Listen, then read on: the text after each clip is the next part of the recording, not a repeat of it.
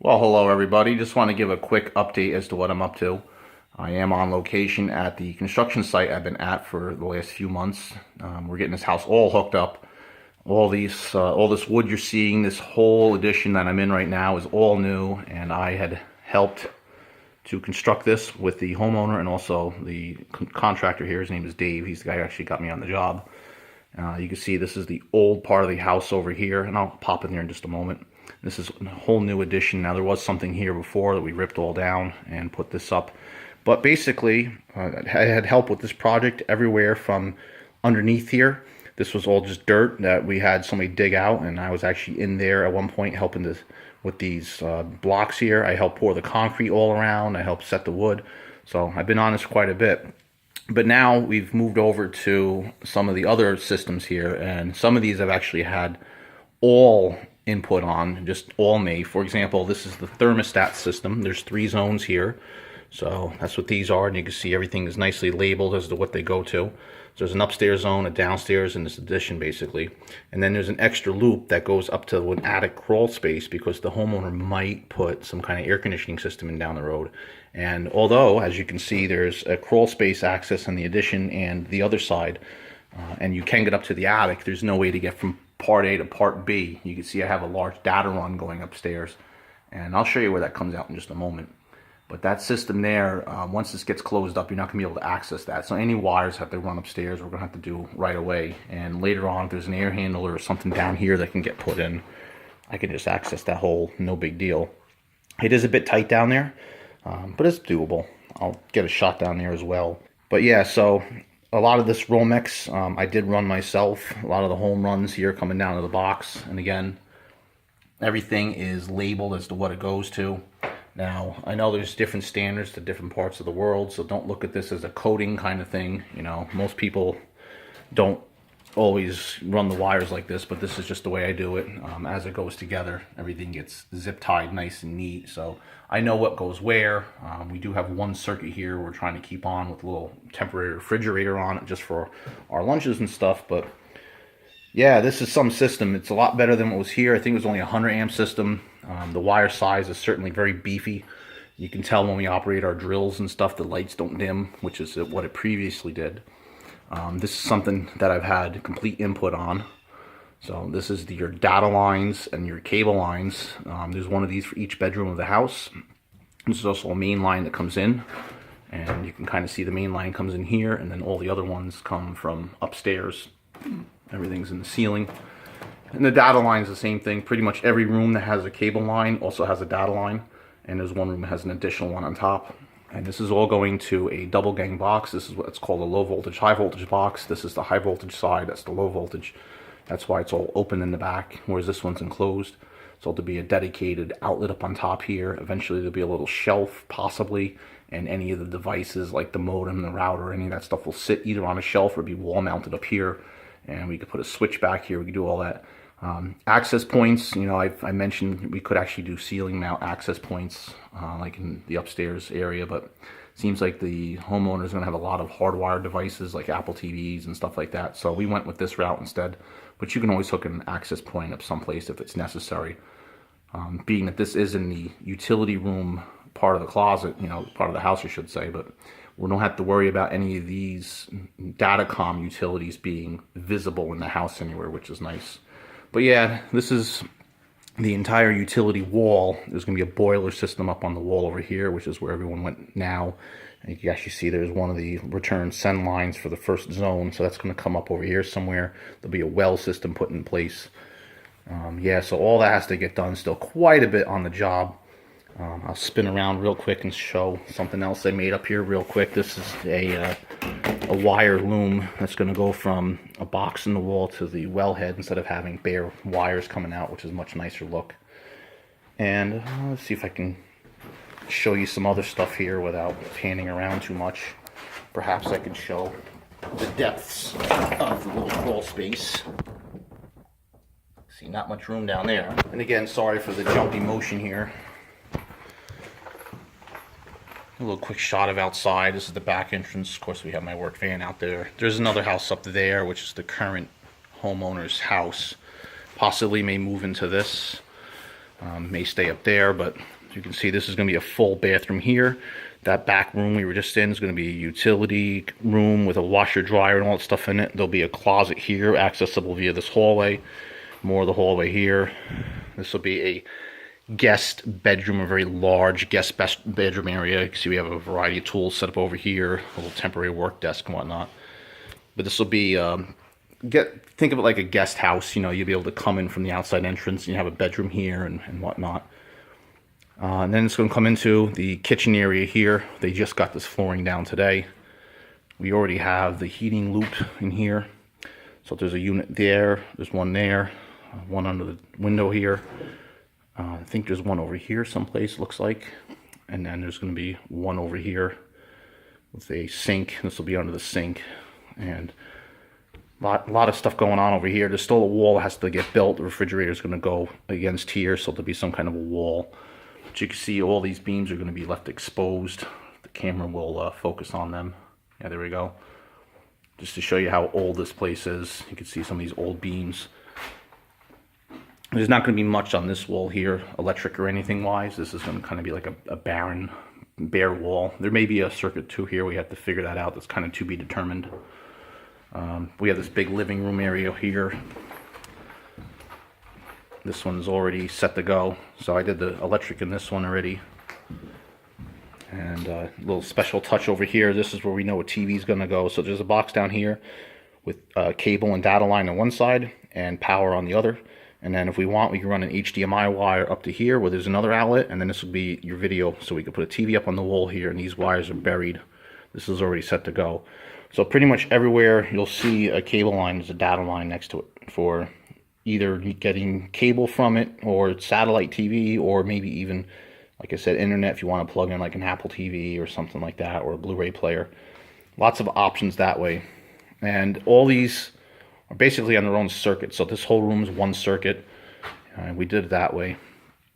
I'm just going to have some hi-hats in here so you can see there's some provisions for that. We don't have them up there yet because the ceiling has to be leveled out yet. But we have just a temporary, this is what's called a pigtail. It's just a temporary little rubber fixture here with some wire nuts on the end of it. And this is how you light up a house before you actually end up doing anything. You see there's another wire flying, and this is what will go out to the rest of the loop. And this is just comes down the wall, and then some of these things are kind of hard to run wire through, but I managed. I got these specialty clips over here. These open up in the back and allow me to pass multiple wires down it. So a situation like this, the power's coming into the box from the circuit panel, and then we have a wire going up the ceiling to the fixtures. So when you turn this switch on and off, it turns the lights out in the room. And then there's also a three-way run, which is going to go to another light over here. And this is a double gang box because there'll be another switch here to some outside lights. And those are going to basically get put up in the corner here. You can see I already have a marking for that. So this will get drilled out about the box from the outside. Run a wire through, drill a hole through this, and it's going to come down here and into here. So this is on its own circuit. So this circuit will power the interior lights here and the exterior lights outside. And then, like I said, I ran a three-way wire over to here. And there's actually going to be a switch for those lights. And then there's going to be a fan light and then another light switch, because at the top of these stairs, you can actually see there's a little box right there with a bulb hanging down from it on one of those pigtails. So that's all going to be operated from here. So if you come down the stairs, you could shut the light off behind you up top and turn on the lights here in this little area, and possibly the fan too. We have to figure out, because we need a double three-way, because you'll need one for the fan and one for the light. So I'll just take you up here real quick. All the windows in here are brand new too. So we have another pigtail fixture up here. This is from the bedroom light up here. So this is going to be the upstairs bedroom. This will be more of, whoever lives in the house, this will probably be their bedroom, or possibly this will be their office area, and this whole upstairs will be a suite. So you can see we just have a low voltage box here, so that'll be that for the cable and data, and then a high voltage box here for power, so they're close to each other. We did this afterwards, so we just had to put this box in its place. We didn't have the double box at the time, we weren't sure. what was getting ran where. And sometimes you'll see that's a theme with this place. Sometimes systems get started and then we go a different way.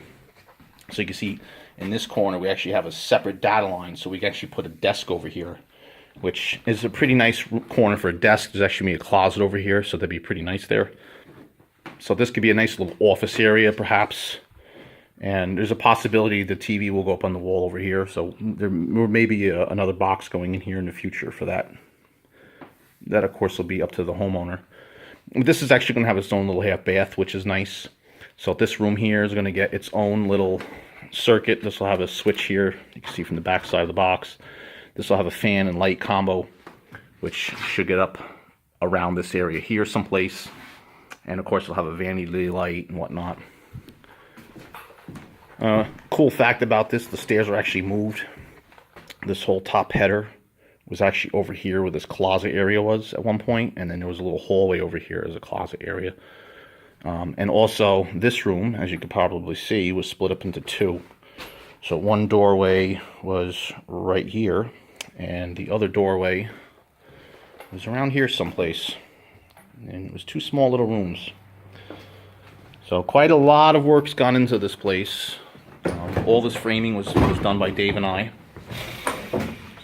As I get around some of the hazards up here, this is the other bedroom, the bathroom I should say. This is going to be a master. So there'll be a tub. Actually, they don't want a tub up here. The tub's going to be downstairs. This will be a stall for a shower.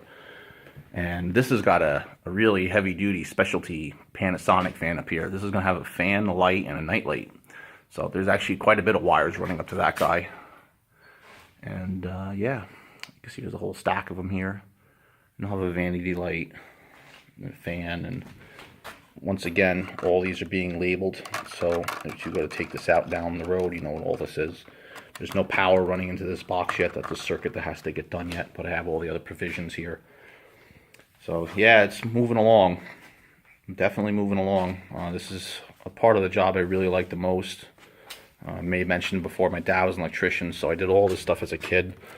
You can see here we have our lines for our thermostats. This is all of our data lines, and this is basically for the whole upstairs. And again, you know, these were done earlier than those, so I just ran them a different way. Hindsight, you'd kind of wish you'd run them all together. Oh, and by the way, people are probably going to ask, these metal studs here are for packing out the walls. The sheetrock's going to attach to this, not to here. This is too thin from the roof to here. This is going to give the effect of having a 2x6 in place. This is all going to get spray foamed in. So once this will be buried, and then the sheetrock will sit on top of that. They call that packing out. So all these walls in here have been packed out. And this is the master bedroom. So there's one little spot up on top there, still has to get a window put in. It's kind of an iffy little place, but the rest of it, it's kind of all packed out, ready to go. So this is a room that's, the boxes are in, it just has to get wiring put, you know, all the 12-2. And once that's done, you know, that's pretty much it. I mean, there's a power up here, a light in this room, a couple other little provisions to take care of, like a light in the hall closet here. You can see I already have that in. I already have these hi-hats put in. These actually have LED bulbs sitting in them already, just for us to get light. I have them all off at the moment because actually I'm working on one of the boxes over here, running a 3-way wire, and I don't want to get shocked. But this one's going to be a doozy. You can see here, this is the supply feed, so this is what's coming in from the panel, and then this is the fan light combo here in the hallway. These are the recessed lights. And then this is going to be the 3-way to go over to another box. You can see the wire coming out. So if you come out of that bedroom, you can flip this on and turn these lights on this hallway here and shut it off when you get to here. Now there's probably going to be a door right in this area here that'll swing open into this area. So that'll make this hallway, the bathroom, and that all into a suite. So it'll be nice when you come up the stairs, you'll have a door there, and you'll have a door right here. Also, one of the things I've had to develop in this, which I'm actually kind of proud of, is the smoke detector system.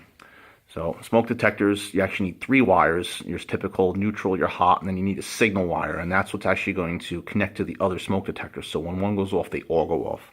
So you use 14-3 wire for that. And the code here, at least in this particular town, in this particular state, and my particular country, is you need one in each bedroom. near the door. So that's that obligation in this room. You also need one common to all the areas, like a hallway. And since there's 2 bedrooms up here, this is the hallway fixture. This is going to be right outside the door to the bedroom up here. And then, I'm not sure if you can see it from this angle or not, but in that bedroom, on the other side of this wall right here, somewhere along up top up there is another one. So that room has its own. And then as you come down the stairs, since you need one on each floor, and again in the common area, right here underneath the little closet area is another unit. And then, of course, since we have a bedroom, we have another one in this bedroom here, right along up here in the ceiling. And then common to that in this hallway is another unit. And then there will be another one over in the laundry room, because of course you'll want one in there. It's right there, right in the middle of the room. And all that is actually not on its own circuit, which is what I would have done normally. But it was actually brought upon me from an electrical inspector that it's actually a good idea to tie something like that into a circuit that has a light on it. So we opted to do the bedroom light circuit. So if you come in this room and you know the light's out and you can see the circuit breaker's tripped, it's a good indicator that, oh, my smoke detectors are out. Whereas if it has its own system, you know, you might not know the power's out because there's nothing to alert you to it unless you looked at the smoke detector and saw the light was out. But that's neither here nor there. The smoke detectors in New York have to have batteries in them as well as being hardwired, so you don't have to worry about that. But that's what this bundle of wire is. And certain things, you know, I didn't do all the wiring in here. Some people have a different way of doing it. Like Dave likes to put big labels on it and just kind of leave everything in there. Whereas when I do it, I like to strip the wires and get them all set. So when it's time to do the final wiring, it's already set to go. You just have to do some, you know, quick trimming and maybe strip the wires down and hook them up. You don't have to take the jacket off or anything. And then I label around the jacket. But, you know, everyone has their own way of doing it. But anyway, this video is getting quite long enough and I have to get back to what I'm doing here. I figured I want to leave this on a little bit of an interesting thing I made here. This is actually just a little wire reel holder. I just had a need for one. I was running all the coax lines and it's on a big wire wheel. And it was just making a mess and I couldn't get any help because everyone was doing something else here. So I just took some scrap wood and just threw this together. Real rudimentary thing. But it has this bar and you can see I have a little angle system here just to hold it in place. And it worked pretty well. Right now I have 4 rolls of 12 gauge stranded cable on here because I use it to make that little whip up. And there's some conduit that has to get ran because some of the stuff here for the boiler and everything is going to have like pumps and whatnot, and they're going to have to be ran a little further out. So we'll have to play with that. But you're going to need this kind of wire for conduit. You don't want to use the typical Romex cable, which is what this stuff is. And if people are interested, I can do videos on this stuff to explain what the differences in the cable is. This is 14 gauge. And the yellow stuff you saw is 12 gauge, which is a heavier wire. With American wire gauges, the smaller the number, the bigger the cable is up to a certain point, and then it changes. I'll just say this real quick. Like this big gray cable over here, this is actually called 4/0. And there's 2/0 and there's 4/0, and 2 is actually smaller than 4 in that case, so it goes the opposite. But this is some big, beefy cable. I mean, that's massive. But you can see this is the 12 gauge stuff. And this is the 14 gauge, so you can see side by side. You know, there is a difference there. All right, guys, quick little video. It's 20 minutes, of course. Now it's not so quick, but that's about that. And we'll see you around in next video.